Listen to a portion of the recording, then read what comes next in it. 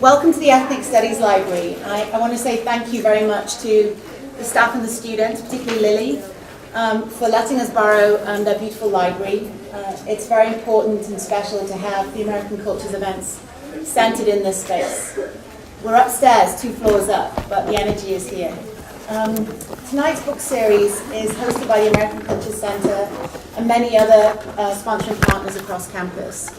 And it's really incredible that we start off the book series. This is the first in the book series with the wonderful Roxanne Dunbar-Ortiz's book, An Indigenous People's History of the United States. So I want to thank you very much, Professor Dunbar-Ortiz, for being here with us today. Wonderful. It's also really special that somebody who I found great energy from in ethnic studies is the person who prefaces tonight's event for us. The Ethnic Studies Department is a special place. I've had the privilege to call it home for 14 years on campus. And in that time, many wonderful scholars have come through those doors. It's hard to set anyone aside, but Leece Lee Oliver, is one of those very special young scholars. Let me just tell you a little bit about the person introducing and then doing a little bit of moderation for us tonight.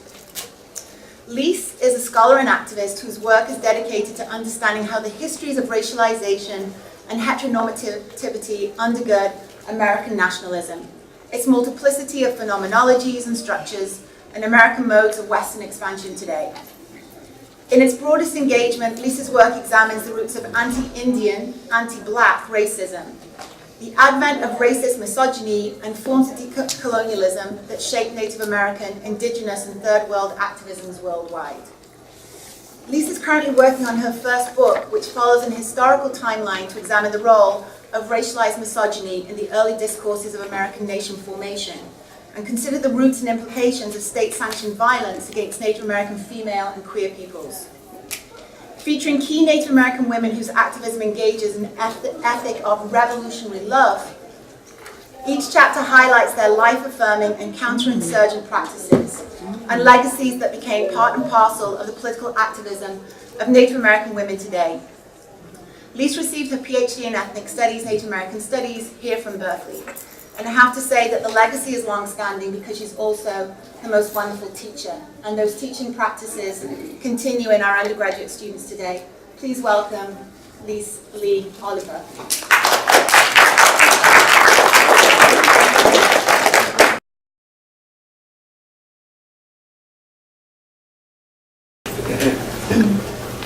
Hi everyone, good evening. Thank you for the introduction, that's very kind. It's a privilege to do this kind of work, and it's also a privilege to be here with everyone tonight, sharing this time and hearing yet another book that intervenes in Native American studies in ways we can try to reconceptualize and rethink how American history is taught, how American nationalism is really thought about.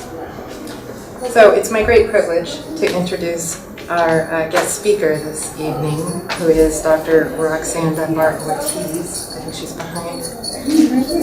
Oh!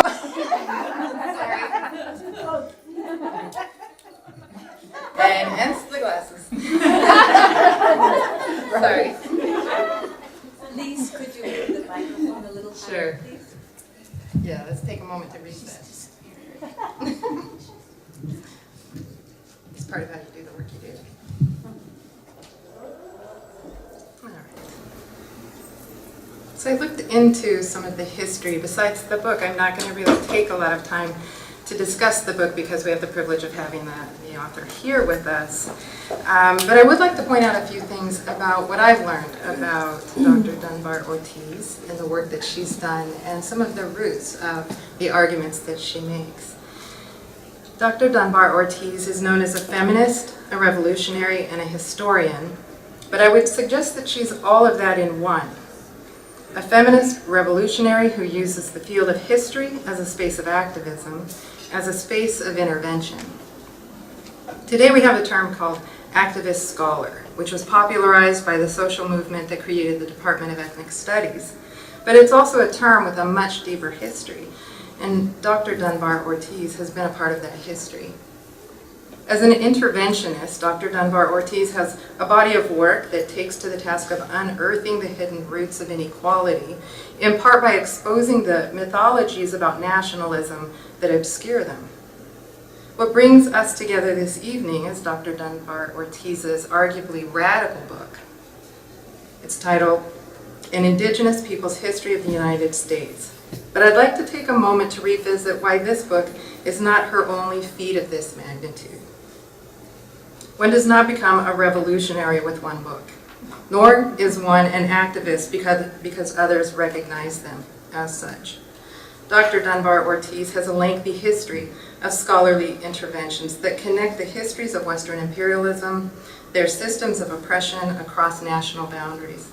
Her work peers into and exposes the underbelly of Western imperialism, the rubrics of structural oppression, and the rise of justice movements both in America and in countries where the reach of U.S. imperialism extends itself.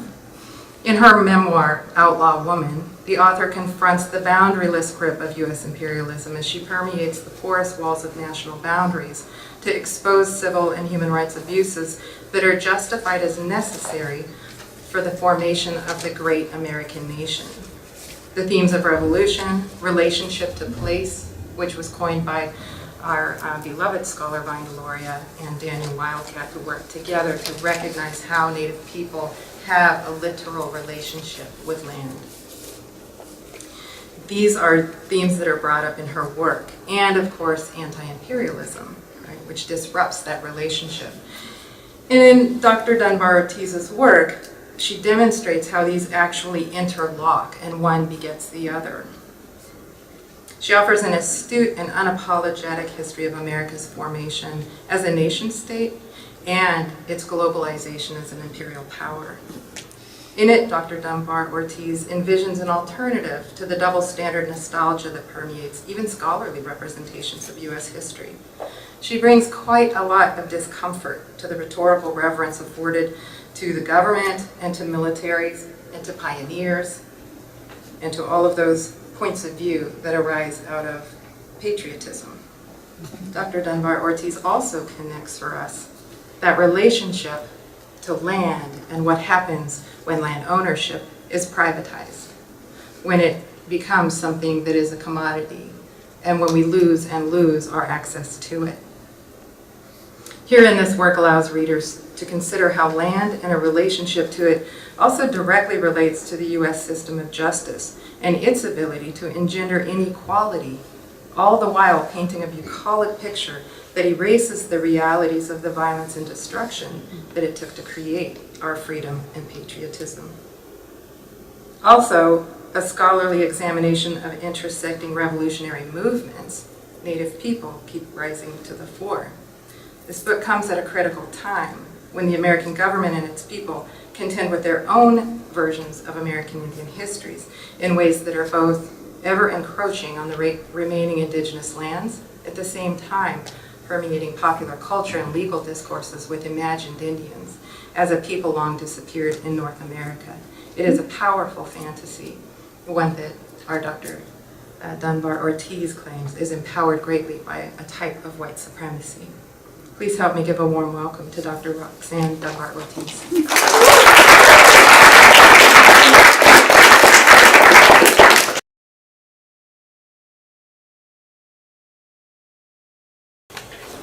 Thank you all for coming out.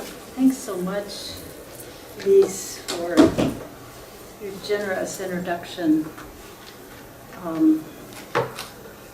Now I feel like I have to live up to something. I may not. I can get this. Can you hear me? Everyone can hear me well. Thanks. Well, I'm pleased to be here speaking at UC Berkeley. This is a place I have not been before. The new, I don't know how new it is, but new to me, Ethnic Studies Library. I live in San Francisco. I should have been here before.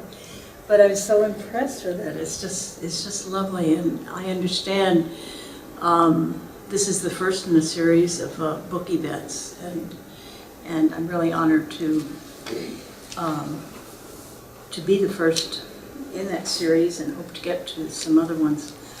So I want to thank everyone in the American Culture Center for sponsoring the event, especially Victoria Robertson, the director, and Doug, wherever he is. There he is. Doug Parada, who's done all the behind-the-scenes work and got the books and everything, and has been coordinating with me, and I really appreciate his patience and fortitude in doing that. I want to acknowledge that we are present in the traditional unceded territory of the Ohlone Nation, and to honor these people today. This book is a part of Beacon Press's Revisioning America series, a project that was suggested by the late Howard Zinn, who passed away about 4 years ago. Howard is the author of the classic of People's History of the United States, and he was a longtime friend we all miss so much.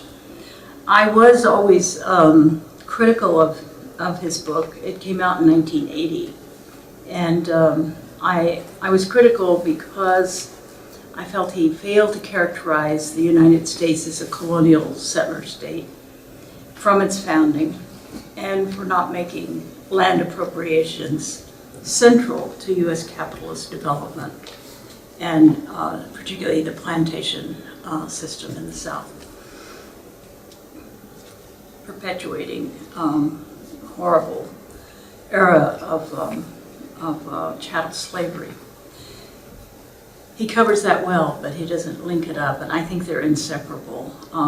Chattel slavery and the ethnic cleansing of the eastern part, the southeast. Howard actually, when they started this series, recommended that Beacon ask me to write this present volume, which they did.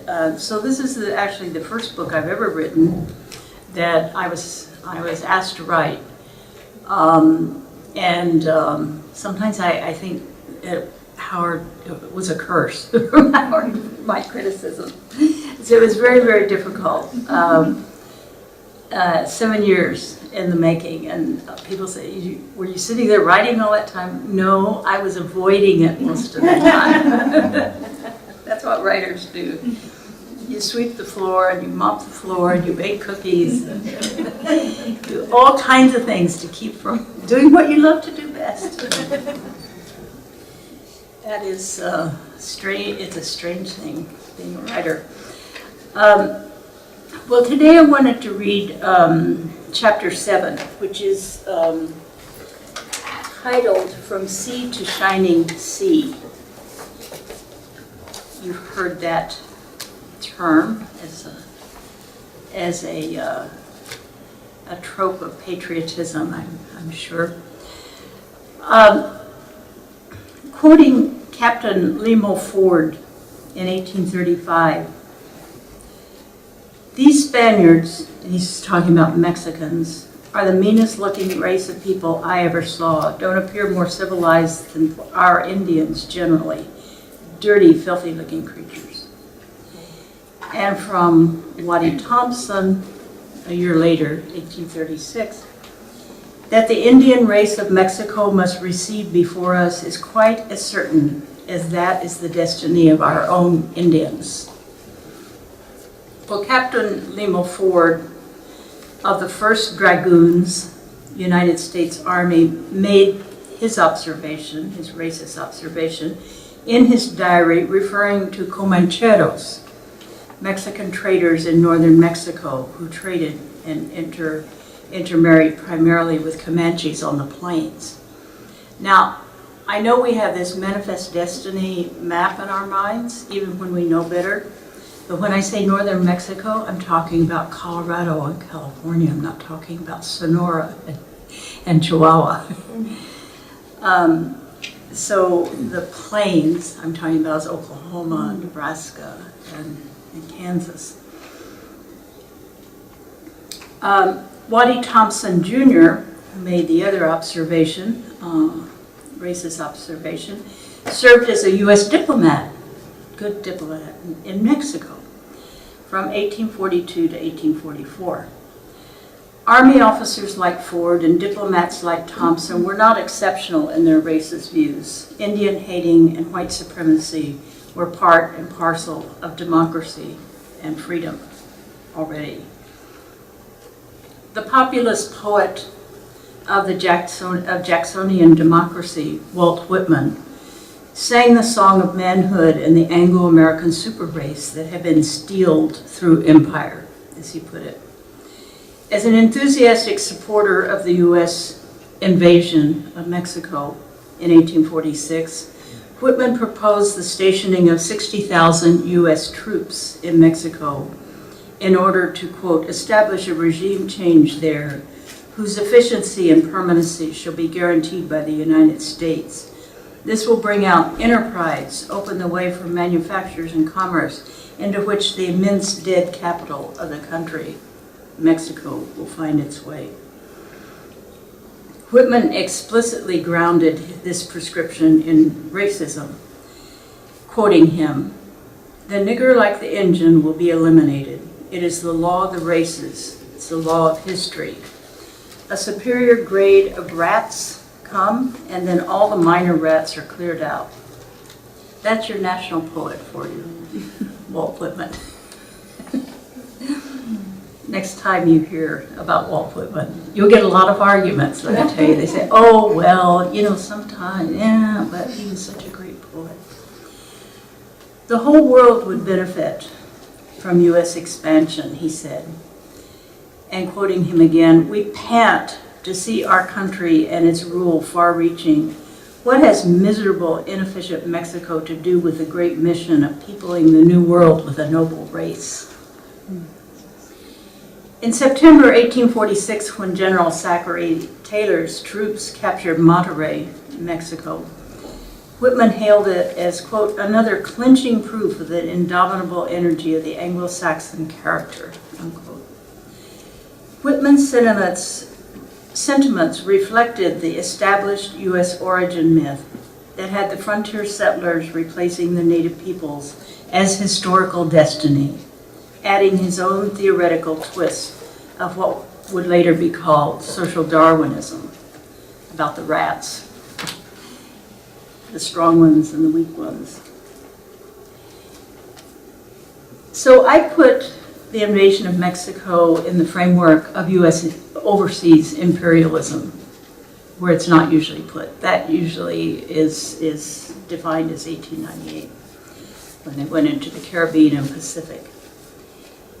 But traversing the continent from sea to shining sea was hardly a natural westward procession of covered wagons as portrayed in Western movies and in history books.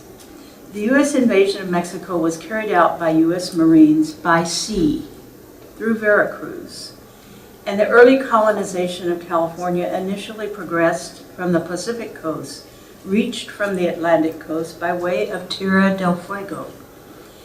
Between the Mississippi River and the Rockies lay a vast region controlled by indigenous nations that were neither conquered nor colonized by any European power. And although the United States managed to annex northern Mexico, the northern half of Mexico, large numbers of settlers could not reach the Northern California gold fields or the fertile Willamette Valley region of the Pacific Northwest without army regiments accompanying them. Why then does U.S. popular historical narrative of a natural westward movement persist? The answer is that those who still hold to that narrative remain captives of the ideology of manifest destiny, according to which the United States expanded naturally across the continent to assume its preordained size and shape. This ideology normalizes the successive invasions and occupations of indigenous nations and Mexico as not being colonialist or imperialist, rather simply ordained progress. In this view, Mexico was just another Indian nation to be crushed. The U.S. invasion of Mexico has been characterized as the first U.S. foreign war, but it was not. By 1846, the United States had invaded, occupied, and ethnically cleansed dozens of foreign nations east of the Mississippi. Then there were the Barbary Wars. The opening lyric of the official hymn of the U.S. Marine Corps, composed and adopted soon after the invasion of Mexico, is "From the halls of Montezuma to the shores of Tripoli." This refers in part to 1801-1805, when the Marines were dispatched by President Thomas Jefferson to invade the Berber nation of North Africa. This was the first Barbary War, the ostensible goal of which was to persuade Tripoli to release U.S. sailors it held hostage to end so-called pirate attacks on U.S. merchant ships. They were trying to charge a fee for these U.S. merchant ships being in their waters, their legal waters. The Second Barbary War in 1815-1816 ended when Pasha Yusuf Karamani, the ruler of Tripoli, agreed not to exact fees from U.S. ships entering their territorial waters. So you could say, and the annals of U.S. Marine history say, they won the Barbary Wars, although, as we know, they're still fighting them. By this time, throughout Spain's American colonies, wars of independence flamed. The leaders of these revolutions inspired by the French Revolution and the Haitian Revolution. A successful independence movement arose in France's Caribbean plantation slave colony of Haiti in 1801, when the majority enslaved African population overthrew the French planters and declared an independent nation-state. This was the first permanently successful national liberation movement against European colonialism in the world. The prevailing myth claims that the colonized peoples fighting for independence from Spain were inspired by the successful U.S. secession from Britain, but this is a dubious claim. Simón Bolívar was a major leader of the independence movement in South America. He visited liberated Haiti in 1815, a trip that sharpened his hatred for slavery and led to its abolishment in the independent nations that formed in South America. Bolívar and liberator José de San Martín were founders of the unitary republic they named Gran Colombia, which survived from 1819 to 1830 with Bolívar as president. Subsequently, Gran Colombia splintered into the nation-states of Venezuela, Colombia, which included Panama, by the way, Ecuador, Peru, and Bolivia. A similar unitary nation formed in Central America called the United Provinces of Central America, with its capital in Guatemala City, which existed from 1821 to 1841. Thereafter splitting into the present separate small states. In both cases, the larger and stronger unitary federations were subject to economic intervention and domination by the British and U.S. empires. Father Miguel Hidalgo, a priest who was instrumental in the Mexican independence movement, was deeply assimilated into indigenous society in Mexico, and the majority of the movement's insurgent fighters were drawn from indigenous nations. Most of the actual fighters in the independence movements led by San Martín and Bolívar in South America were also indigenous, representing their communities and nations, fighting for their own liberation as peoples. In striking contrast, the U.S. War of Independence targeted the indigenous nations as enemies. The indigenous communities in the new South American republics were soon dominated economically and politically by national landed elites that consolidated their power following the wars of independence. However, indigenous peoples whose ancestors fought for the liberation from Spanish colonialism have never forgotten their important role in those revolutionary movements and realize that the liberation process continues. The indigenous peoples of Latin America feel they own those revolutions, whereas the U.S. secession from Great Britain was the intentional founding of a white republic that planned the elimination of the indigenous peoples as territorial-based collective societies. The period of U.S. intervention to annex and dominate former Spanish territories in the Americas began not in 1898 with the Spanish-American War, as most history texts claim, but rather nearly a half-century before, during Jefferson's presidency, when Zebulon Pike, with the Zebulon Pike expedition of 1806-1807. Those historians who track continental expansion separately from clear actions of U.S. imperialism rarely note the juxtaposition in time and presidential administration of the interventions in North Africa and Mexico on the eve of its liberation from Spain. Like the Lewis and Clark expedition, completed the same year that Pike set off, the Pike expedition was a military project ordered by President Jefferson. Lewis and Clark had headed into the far reaches of the newly acquired Louisiana Territory to gather intelligence on the Mandan, Hidatsa, Paiute, Shoshone, Ute, and many other nations in the huge swath of territory between the Rockies and the Pacific, bordered by Spanish-occupied territory on the west and south and British Canada on the north. Pike and his small force of soldiers and Osage hostages had orders to illegally enter Spanish territory to gather information that would later be used for military invasion. Under the guise of having gone astray, Pike and his contingent found themselves inside Spanish-occupied northern New Mexico, today's southern Colorado, where they discovered, in quotes, they're always discovering, Pike's Peak, and built a fort.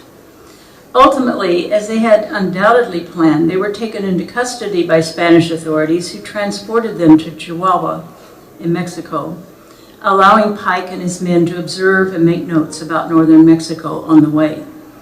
More important, they collected information on Spanish military resources and behavior and the location of and relations among civilian populations. Pike was released and in 1810 published his findings. Later titled The Expeditions of Zebulon Montgomery Pike, the book was a bestseller. So the U.S. colonization of northern Mexico. The instability of the impoverished new Republic of Mexico as it emerged in 1821 from more than 3 centuries of Spanish colonialism and an exhausting war of national liberation put it in a weak position to defend its territory against U.S. aggression. With Spain out of the way, the United States could pursue its own policy of imperialism without risking a difficult war with European imperialist powers, what George Washington had referred to in his farewell address when he warned against foreign entanglements. Once Mexico was independent, its newly formed government immediately opened its borders to trade, something Spanish authorities had never allowed. U.S. trader William Becknell arrived at Taos in the Mexican province of Nuevo Mexico from St. Louis in 1821, and a U.S. trading party led by Sylvester Patty arrived in 1824. This is a good, 24 years before the invasion of Mexico. Traders based in St. Louis at the time, which at the time was the effective western frontier outpost of the United States, began extending their business to New Mexico. Until the publication of Pike's book in 1810, U.S. merchants had shown little interest in trading in Mexico. Pike's account of the potential profits to be made inspired them to set out to capture that trade. U.S. traders would help pave the way to U.S. political control of northern Mexico through what came to be known as the American Party of Taos. Christopher Houston Kit Carson would play a major role in the success of the U.S. invasion of northern Mexico as he continued work as a colonial mercenary. Born in 1809 in Kentucky, Carson was a fur trapper and entrepreneur from Spain. creating a strong Anglo affinity within the local ruling class. The goal of this clique, the American Party, was to attract and thus monopolize the trade in furs and indigenous and other trappers with the ultimate goal of U.S. annexation. As a magnet, the traders would offer low-priced manufactured goods from clothing to kitchenware, tools, and furniture. St. Louis was connected to transatlantic trading houses in cities on the East Coast, so it had the advantage of better variety and quality of goods than those of the Chihuahua traders, who relied on the declining port of Veracruz.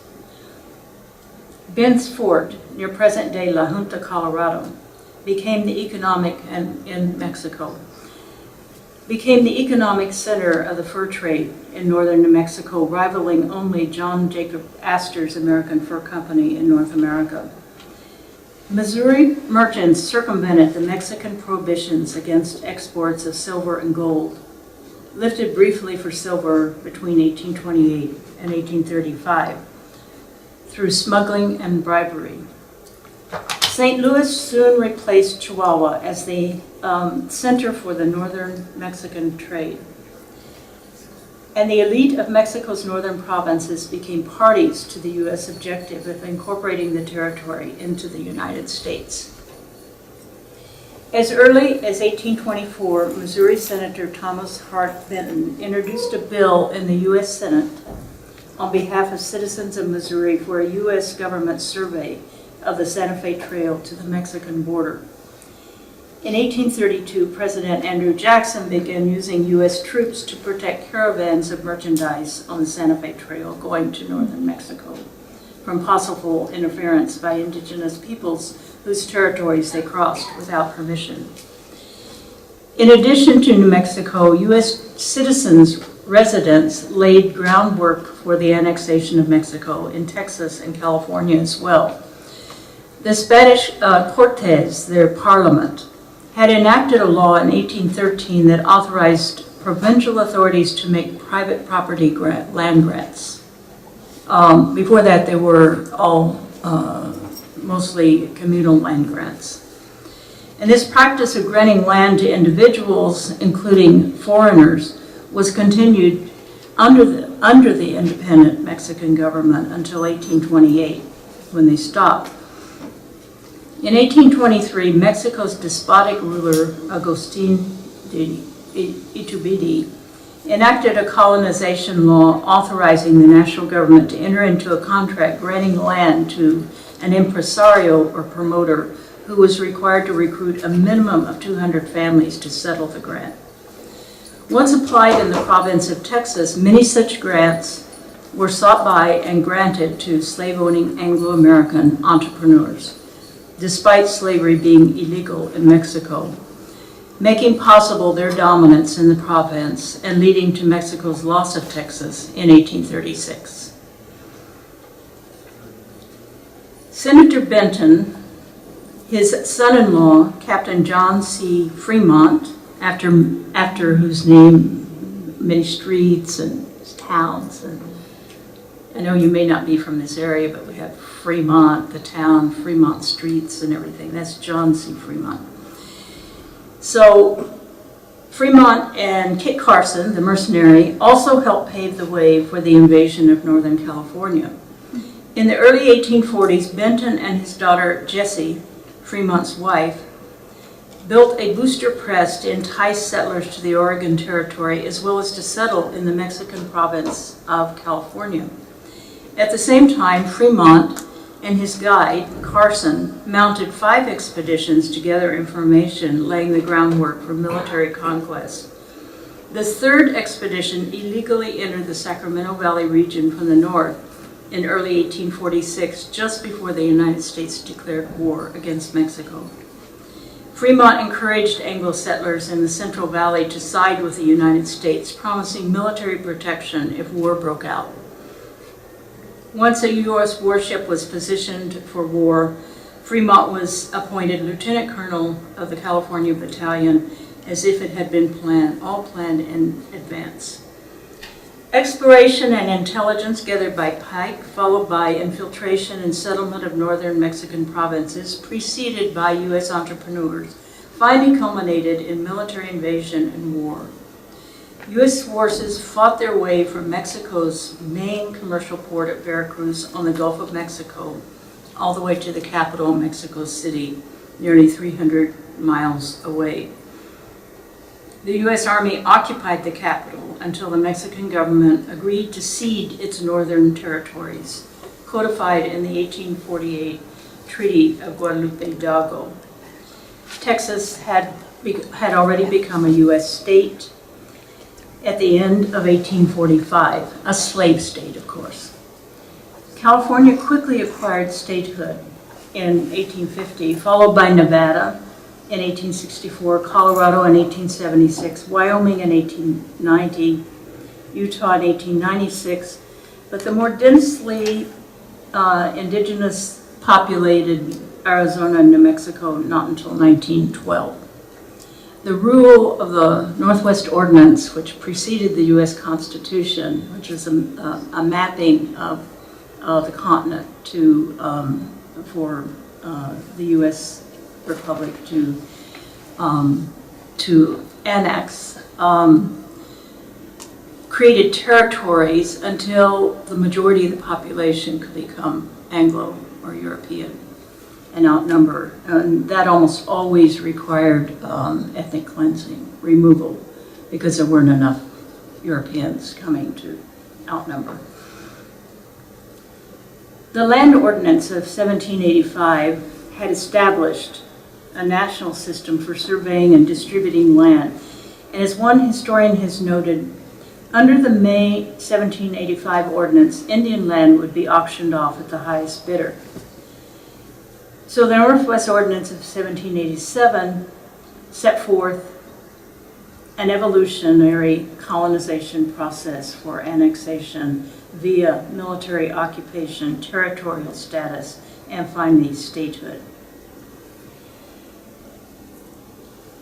In the U.S. system, unique among colonial powers, land became the most important exchange commodity, not just for agriculture, plantation agriculture, or agribusiness, but as commodity exchange called real estate. And these land sales were the basis for the U.S. Treasury and the basis for building capitalism in the United States. So this land, as you know, came from the indigenous peoples. And now, of course, this Mexican territory, a whole new peoples that had not been a part of that before. So to understand the genocidal policy of the U.S. government, the centrality of land sales, the necessity for the building of a wealthy imperialist economy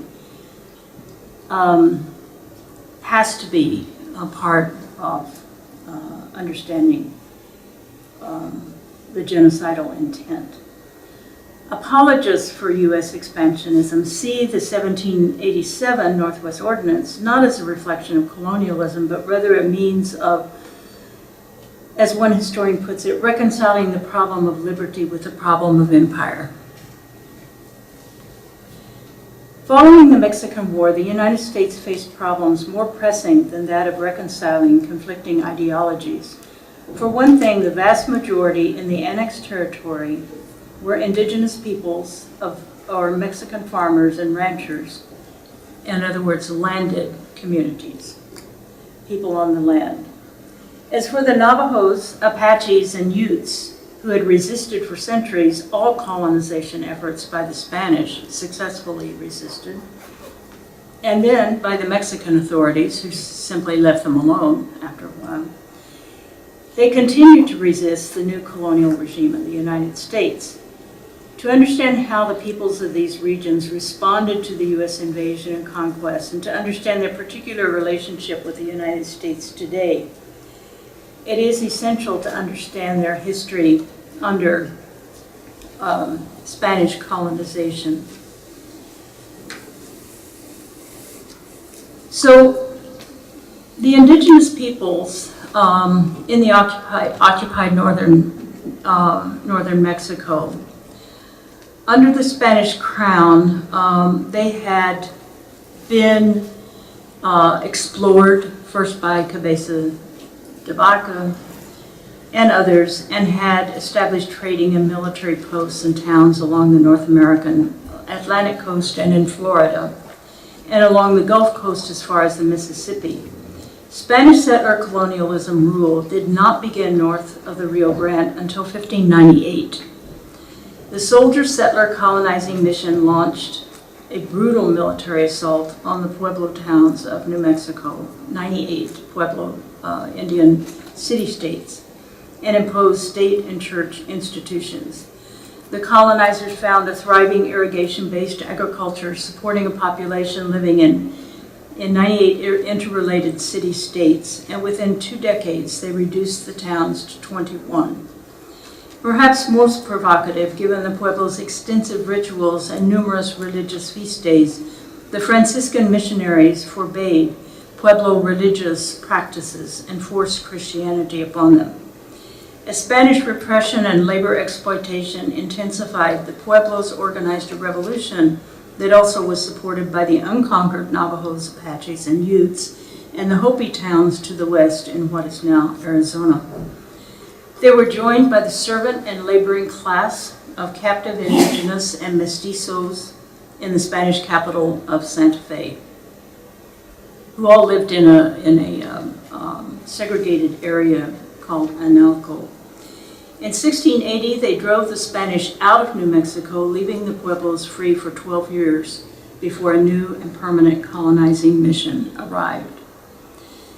During another 130 years of Spanish rule before Mexico's independence, the Pueblos were strictly controlled and forced to provide foot soldiers for Spanish forays against the Navajos, Apaches, and Utes, who were never colonized by the Spanish.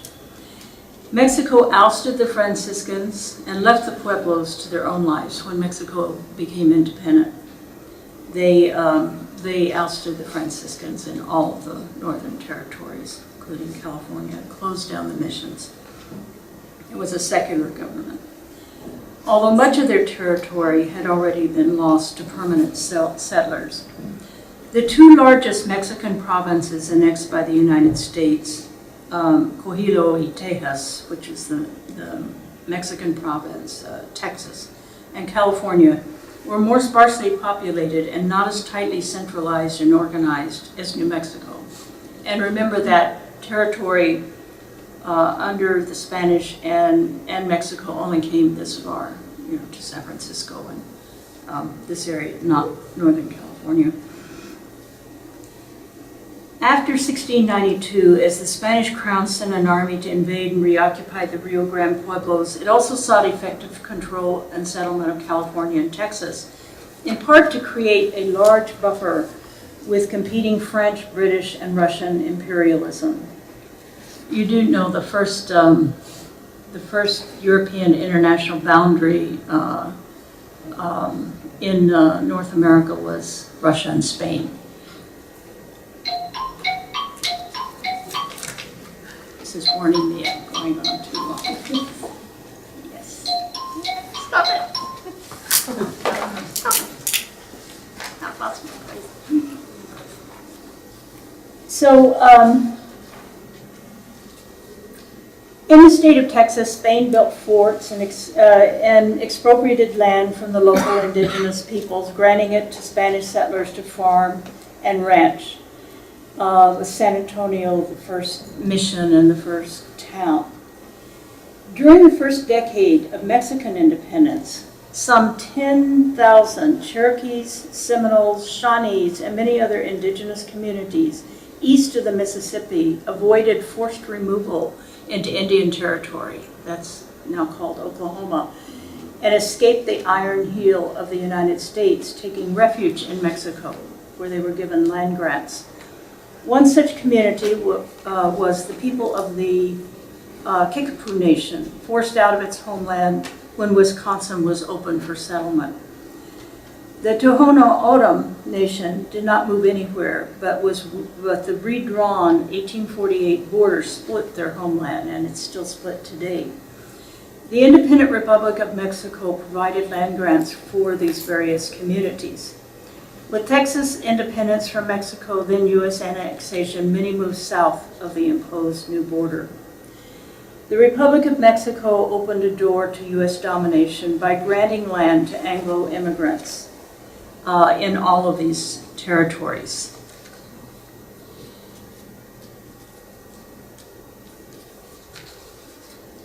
So what we had in California, of course, are the Spanish military divided into 4 districts, each with Franciscan missions strategically located in presidios. The 1769 establishment of the first presidio in San Diego coincided with the first Franciscan mission, and that was the pattern that formed. The second presidio was based up here in Monterey in 1770 to defend the 6 missions in the area, as well as the mercury mines in the Santa Cruz Mountains that were used for gold mining. Monterey became the capital and the only port of entry for shipments to and from Spanish California. These California Franciscans missions and their founder, Junipero Serra, are extravagantly romanticized by modern California residents and remain popular tourist sites. Very few visitors notice, however, that in the middle of the plaza, how many of you visited a mission in California? Did you notice what's in the middle of the plaza? It's a whipping post. Not a very, it doesn't have a sign on it saying whipping post. It's a whipping post. I think that tells you everything you almost need to know about the missions. People were not there because they wanted to be. The history symbolized by that artifact is not dead and buried with the generations of indigenous bodies buried under the California crust. The scars and trauma have been passed on from generation to generation. Putting salt in the wound, as it were, Pope John Paul II in 1988 beatified Junipero Serra, the first step towards sainthood. California indigenous peoples were insulted by this act and organized to prevent the sanctification of a person they considered to have been an exponent of rape, torture, death, starvation, and humiliation of their ancestors and attempted destruction of their cultures. Serra would take soldiers with him, randomly kidnapping indigenous individuals and families, recording these captures in his diaries, as in this instance. When one fled from between the soldier's hands, they caught the other, they tied him, and it was all necessary, for even bound he defended himself that we should not bring him, and flung himself on the ground with such violence that he scraped and bruised his thighs and knees. But at last they brought him. He was most frightened and very disturbed. In another case, an old man named Jacinto told an interviewer of his experience as a child. When we arrived at the mission, they locked me in a room for a week. Every day they lashed me unjustly because I did not finish what I did not know how to do, and thus I existed many days until I found a way to escape. But I was tracked, and they caught me like a fox. He was fastened to the stage and beaten to unconsciousness. So California indigenous peoples resisted this totalitarian order. These insurgent actions are also recorded in the official records and diaries, but they seem to have interested very few historians until the civil rights era of the 1950s and 60s, when California indigenous peoples began to do their own research. They found that no mission escaped uprising from within or attacks from without by communities of the imprisoned, along with escapees. Guerrilla forces of up to 2,000 formed. Without this resistance, there would be no descendants of the California native peoples of the area colonized by the Spanish. Under the protection of the U.S. Army, beginning in 1848, gold seekers from all over the world brought death, torture, rape, starvation, and disease once again to the indigenous peoples, whose ancestral territories included the sought-after gold fields north and east of San Francisco, and who had not been colonized by the Spanish. As Alejandro Murguia describes it, unlike the native peoples for whom gold was irrelevant, the 49ers hungered for gold like a sickness. Quoting Murguia, who is, by the way, a San Francisco poet laureate right now. They would do anything for it. They left their families, homes, everything behind. They sailed for 8 months aboard leaky, smelly ships to reach California. Others, captains and sailors, jumped ship at San Francisco, leaving a fleet of abandoned brigs, barks, and schooners to rot by the piers. They slaughtered all the game they could find, and so muddied the rivers and creeks with silt that the once plentiful salmon could not survive. The herds of elk and deer, the food source for Native Americans, were practically wiped out in one summer. The miners cheated and killed each other in the gold fields. So in a true reign of terror, U.S. occupation and settlement exterminated more than 100,000 Native California people in 25 years, reducing the population to 30,000 by 1870, quite possibly the most extreme demographic disaster of all time.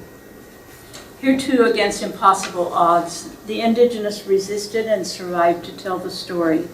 Again, had they not done so, there would be no Indigenous peoples remaining in Northern California, because the objective was to eradicate them. So I'll finish with going back to who we started with, Walt Whitman, and the white man's burden. The 2-year invasion and occupation of Mexico was a joyful experience for most U.S. citizens, as evidenced by Walt Whitman's populist poetry. Its popularity was possible because of the buoyant nationalism, and the war itself accelerated the spirit of nationalism and confirmed the manifest destiny of the United States. Besides new weapons of war and productive capacity brought about by the emerging Industrial Revolution, there was also an advance in printing and publishing techniques, which increased the book publishing market from 2.5 million in 1830 to 12.5 million in 1850. Most of the books published during the 5-year period leading up to, during, and after the invasion were warmongering tracts. Euro-American settlers were nearly all literate, and this was the period of the foundational American literature, with writers James Fenimore Cooper, Walt Whitman, Edgar Allan Poe, John Greenleaf Whittier, Henry Wadsworth Longfellow, James Russell Lowell, Ralph Waldo Emerson, Henry David Thoreau, Nathaniel Hawthorne, and Herman Melville, all active at the time, each of whom remains read, revered, and studied in the 21st century as national and nationalist writers, not as colonialists. Although some of the writers, like Melville and Longfellow, paid little attention to the war, most of the others either fiercely supported it or opposed it. Whitman, a supporter, was also enamored of the violent Indian and Mexican killing Texas Rangers. Whitman saw the war as bolstering U.S. self-respect and believed that a true American would be unable to resist this pride in our victorious armies. Emerson opposed the war as he did all wars. His opposition to the Mexican War was based, however, not just on his pacifism, but also on his belief that the Mexican race would poison Anglo-Americans through contact, this heart of darkness fear. Emerson supported territorial expansion at any cost, but would have preferred it take place without war, because he was a pacifist. Most of the writers of the era were obsessed with heroism. Opposition to the Mexican War came from writers who were active abolitionists such as Thoreau, Whittier, and Lowell. They believed the war was a plot of Southern slave owners to extend slavery, punishing Mexico for having outlawed slavery when it became independent from Spain. However, even the abolitionists believed in the manifest destiny of the English race, as Lowell put it in 1859.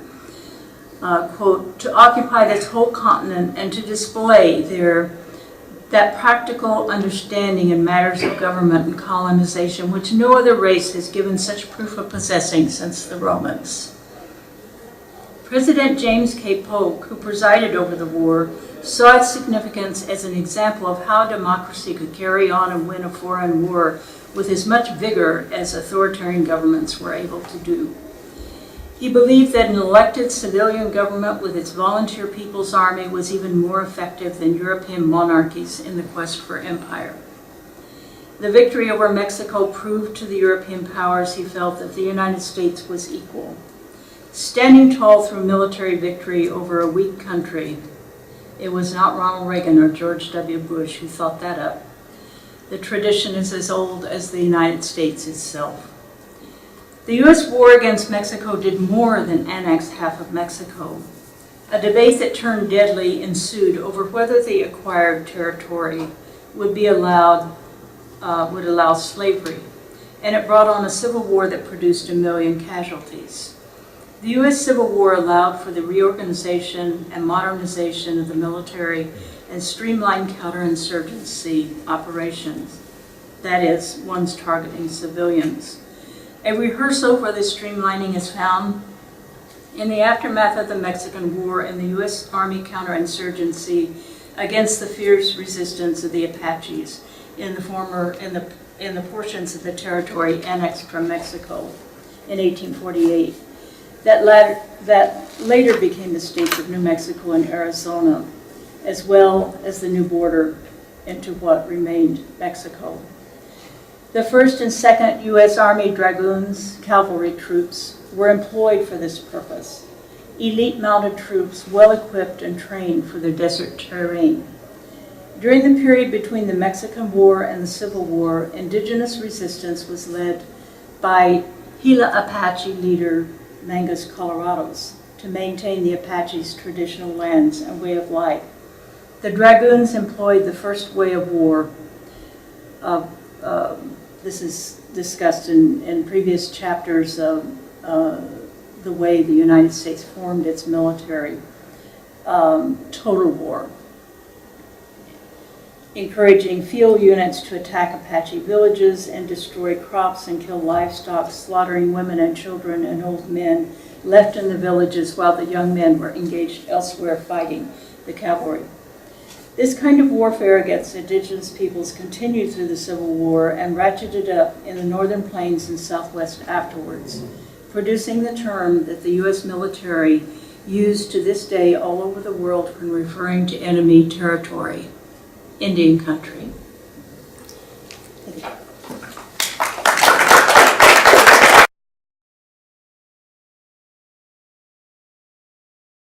Comments, questions?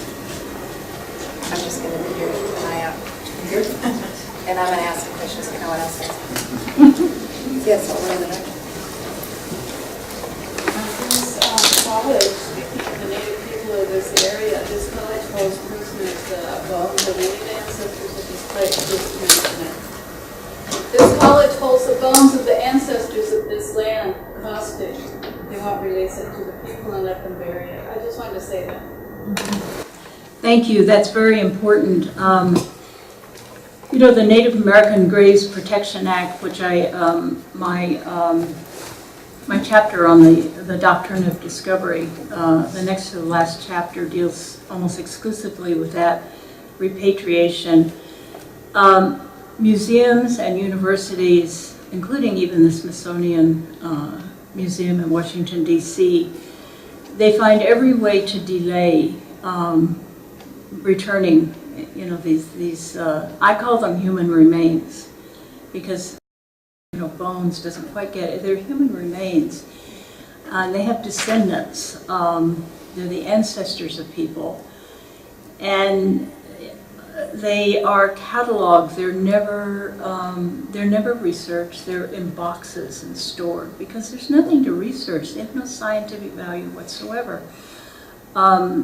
They were at first taken under the belief that measuring the skulls, for instance, skulls were taken, told you the intelligence of a person. But that racist theory was completely discredited by anthropologists in the early 20th century. So even Ishi, who Arthur Kroger kept here, when he left directions what should be done with his body, and that it be given the traditional burial of his people, and that no autopsy, no cutting on his body be done. And Arthur Kroeber supported that, but he had no control over it. And of course, Ishi's brain was removed and put in formaldehyde and sent to Washington, and is still there somewhere. And he was not given a traditional burial. So there's this anthropologist, Eric Davis, whose field is actually the Cambodian genocide, of dealing with, people dealing with that kind of massive death and trying to find the remains of their ancestors. Comparing that to his wife's work, and his wife, he's white, but his wife is Seminole. His wife's work with the Native American Graves and Protection Act, he sees this collection of bones as a fetish, and that it represents land taken, it represents triumph. And so I think we have to make that clear, that not only is it immoral, unethical, and wrong, and cruel, but what that says about those people doing it. And I think they might not want that kind of identification. Yeah, did you study the rise of the ghost dance in the West? Yes. Yes, the ghost dance is in here, definitely. The ghost dance, does everyone know what the ghost dance was? This is what the Wounded Knee Massacre was about. Is that when all the Native people were disarmed, Sitting Bull was under house arrest. He was considered, an instigator, as a spiritual leader. The people had little left because the army focused on taking the religious items of the people, and also killing the spiritual people, or taking them away. And so they invented the ghost dance. They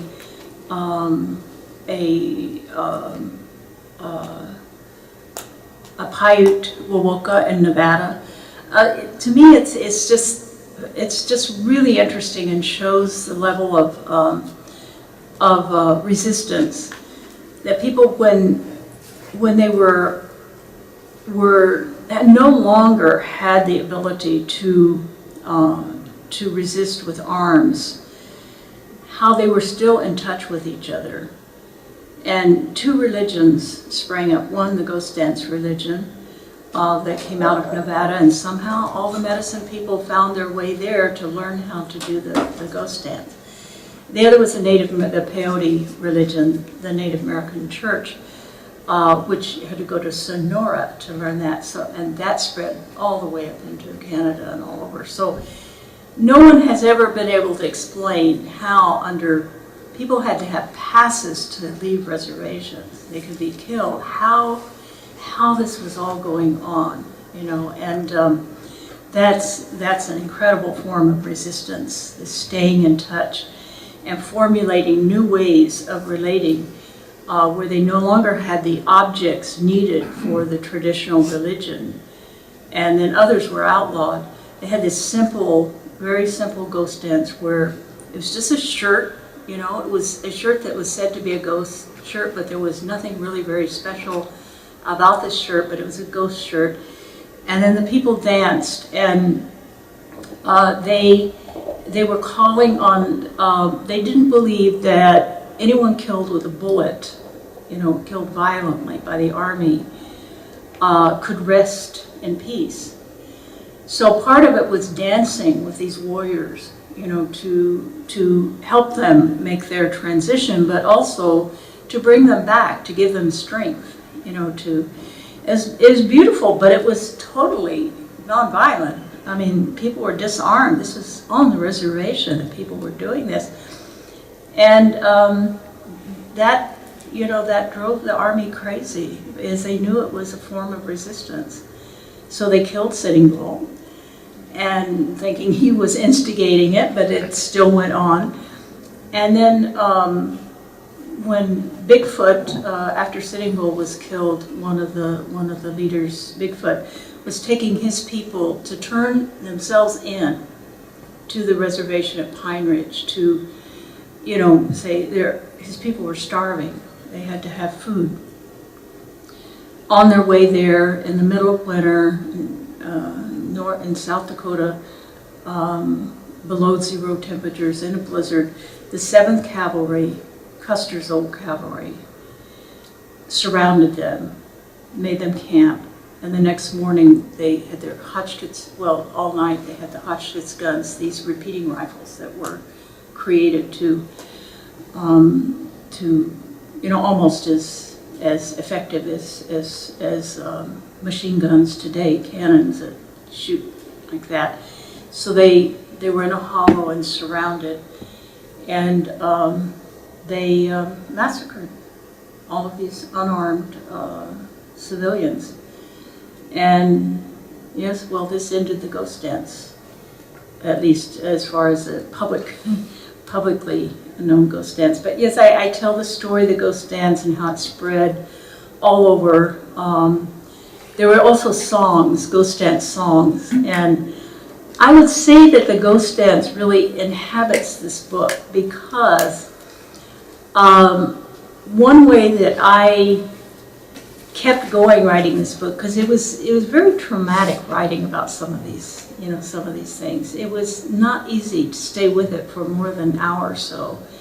Reading some of the documents and the testimony about the boarding schools, especially, just would, you know, really devastating. And I think that's why it felt like such a, it took me so long, you know, as I just kept avoiding doing it.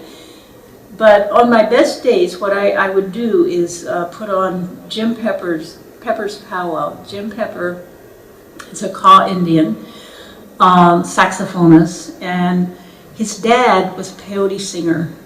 And there are these amazing songs that are, you know, sung in the peyote tent.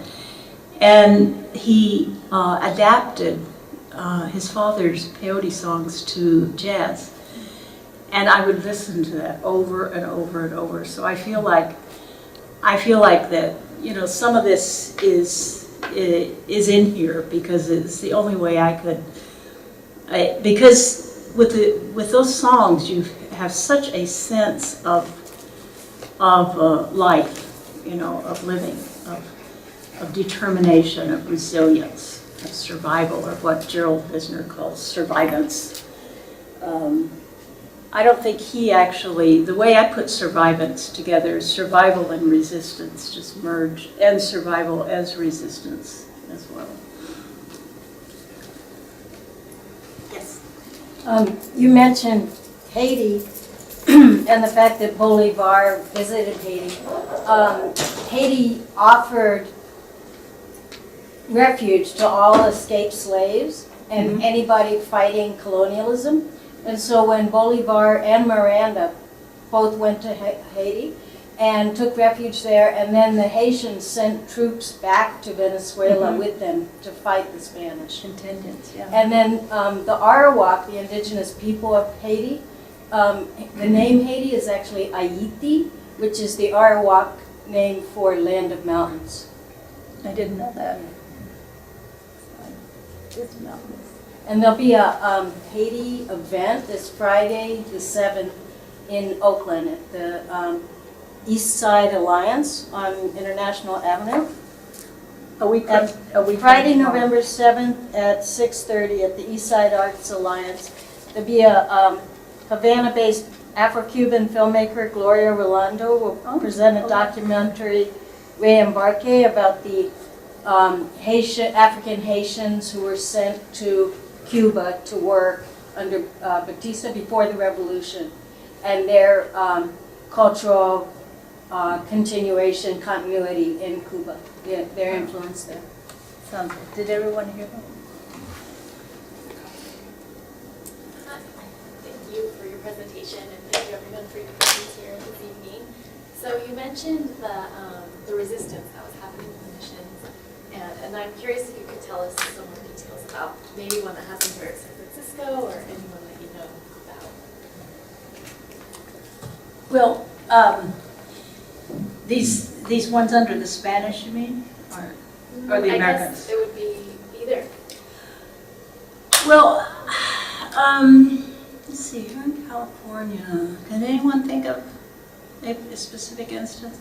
There's the ones down in the San Diego. Do you have one that you can? Well, You tell it. Tell I it. don't know all the details. I just know there was a simultaneous uprising at San Talk a Diego. little loud. There was simultaneous uprising at Mission San Ynez and San Luis Obispo and then La Purísima, but I don't know all the details. I just Under know the it happened. Spanish. That was under the Spanish? Yeah. Because there were no missions after the Spanish. Mhm. I mean, you know, the buildings were there, but all the people were free. Right, okay.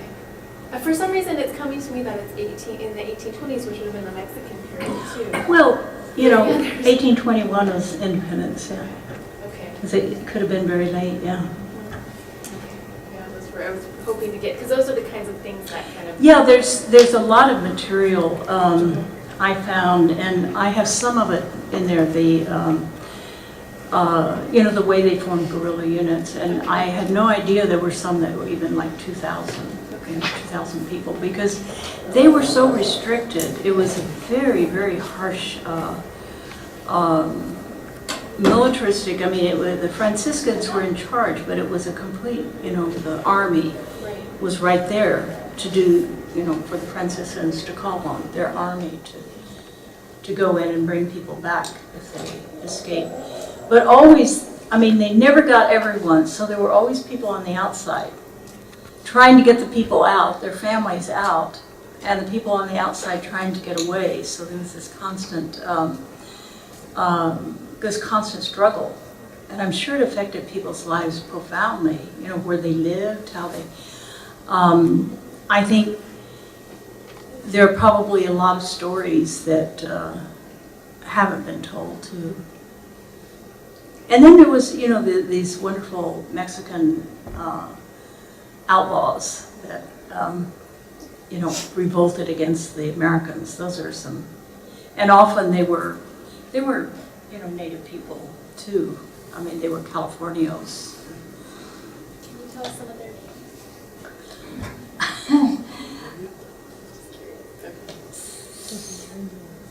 Someone know the bandits' names? Tiburcio Vázquez, Huh? like Tiburcio Vázquez. Tiburcio Vázquez, Joaquín Murrieta. What? Yeah. There were ones in Texas too. Juan Cortina in Texas. Yeah, Yes. well, for quite a while I've been saying something like, if you think you're better than everybody else, you're worse than everybody else just for having that attitude. And, you know, it's like Native Americans were considered to be animals among Europeans. Animals, primitive, even less than animals. To justify, you know, stealing of their land and to murder them.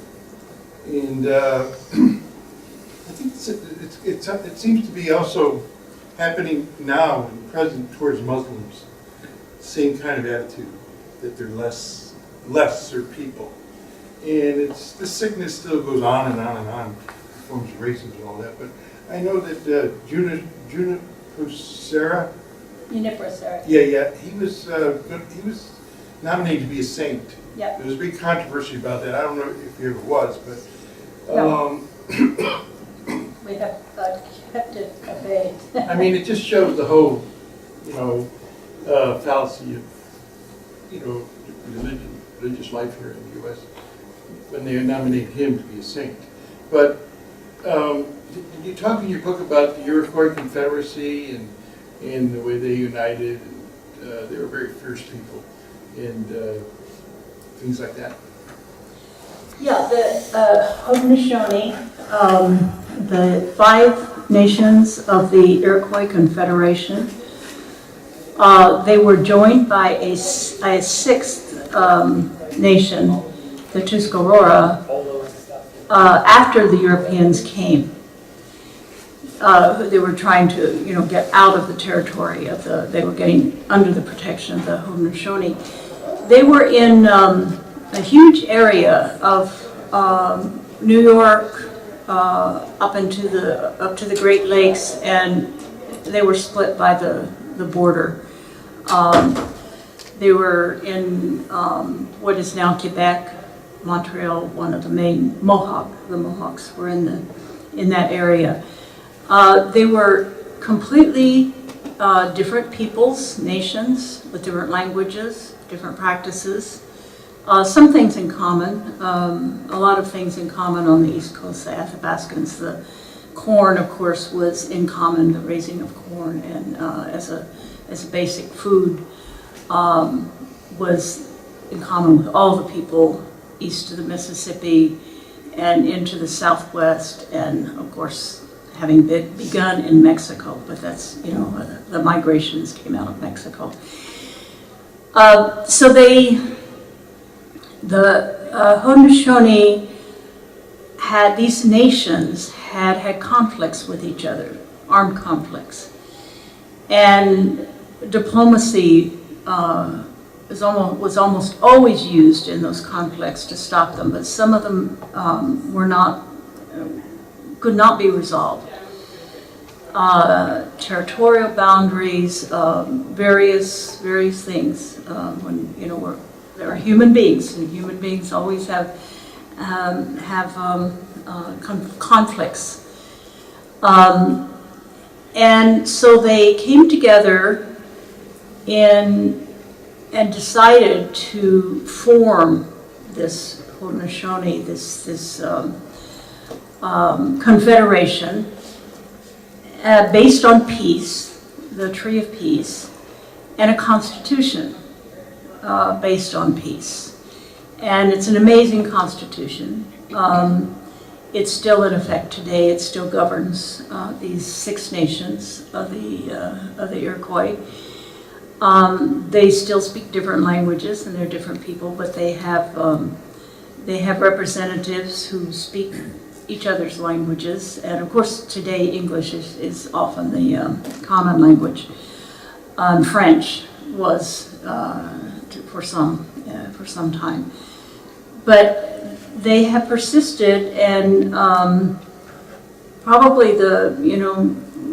they and the Pueblo Indians of New Mexico have the longest continuous governmental polity and means of government and getting along. The Pueblo Indians also had an all-Indian Pueblo Council, the 98 city-states, because they were irrigation farmers, and there's always in irrigated areas, deserts, there's a lot of conflict over water. There is today conflict over water. It's going to get worse and worse.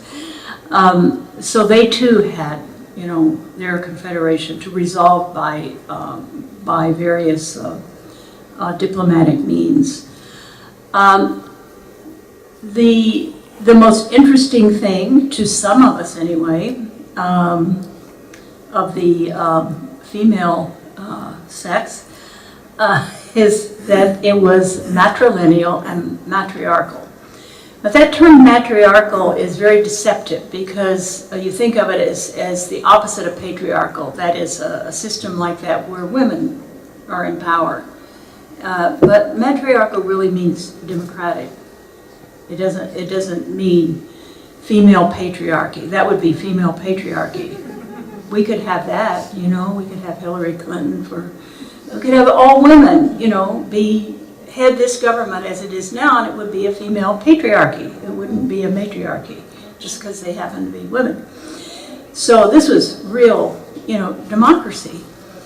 And it's based on an acknowledgement that there are biological differences. Women bear children, reproduce. Men don't naturally aren't given to responsibilities. So the women in control is just a better idea, you know, than the men in control. So this is one way they were able to, and the women had a lot to do with this reaching, you know, this constitution that centered on peace.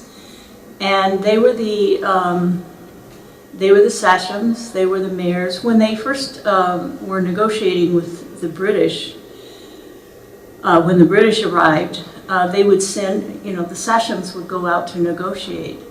And the British annals, they would write, well, we left because they just insulted us, they sent their women. So now this is how, one way in which colonialism works. Because that happened, and this was a necessity to negotiate with these people who had a lot of guns and, you know, ships and things that were a danger.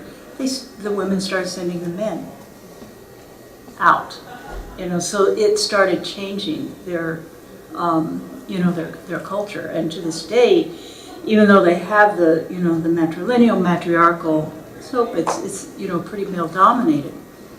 And then they know that, you know, that's hard, you know, that colonialism puts these, you know, these institutions upon people, and that's what colonization actually is. So the Haudenosaunee is a, you know, an ongoing human experiment that long preceded, by centuries, preceded the Europeans. And Ben Franklin went up there, and Ben Franklin was a Quaker. And the Quakers had been put in charge of the Senecas, the British. And they stayed as the missionaries among the Senecas. And he would visit his relatives there, his Quaker relatives, and he got interested in their constitution. And so he learned about, what he was interested in was not matriarchy, obviously. It wasn't peace either. It was how warring nations, entities, can resolve their conflicts and bind together, because the 13 colonies were each very, very different, formed on a different basis, different population. German was as much spoken as English in the colonies, so what language to use? Of course, they could have been bilingual, but that wouldn't be American, would it? so they weren't that. So they chose one language, but this is how they set up their division of powers. They used that part, you know, the federalism of the Iroquois Constitution only. And that has made the United States it's a unique government structure. And without democracy, though, it's a very lethal weapon, you know, and, as we know, and one very hard for citizens to control, you know, to actually reach democracy. Even though they call it democracy, it's really not. The right-wingers, you know, insist that this is a republic and not a democracy, and you know what? They're right. I think we can take one more question, and then I'm really mindful that the library needs to close. So, We have one in the back. is the one right at the back? Did you want to say something? You're looking behind you. Oh, well, the only thing I was just going to say, it was very quick when you were talking about the Iroquois, that I'd read something once with the Cherokee where they were meeting in a peace parley of some sort with the British, and they thought the British didn't really want to make peace because they didn't bring their women. We can bow out now, I can say that right now. Thank you so much, yeah. Leece, do you want to? Do I? Yeah.